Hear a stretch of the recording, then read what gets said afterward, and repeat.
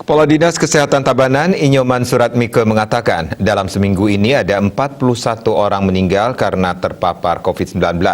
Mereka mayoritas merupakan lanjut usia dan memiliki komorbid.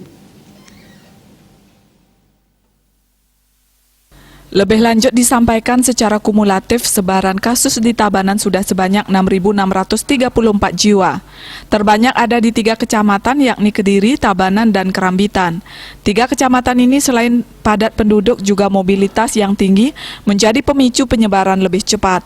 Dan data zonasi PPKM periode Minggu 19 hingga 25 Juli 2021 di Kabupaten Tabanan ada 14 desa yang masuk zona merah yakni Sembung, Gede, Samsam, Pangkung Karung, Kerambitan, Banjaranyar, Abian Tuung, Kediri, Dauh Peken, Bongan, Den Bantas, Tunjuk, Dajan Peken, Delod Peken, dan Gubug.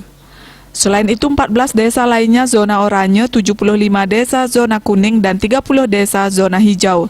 Terkait dengan isolasi terpusat isoter bagi pasien OTG dan GR, Suratmike menegaskan dalam penerapan PPKM level 4 tentu akan lebih diefektifkan lagi. Dalam hal ini petugas harus bisa memberikan komunikasi dan pendekatan dengan baik agar tidak sampai ada warga yang menolak untuk jalani isoter. Puspawati Bali Pos melaporkan.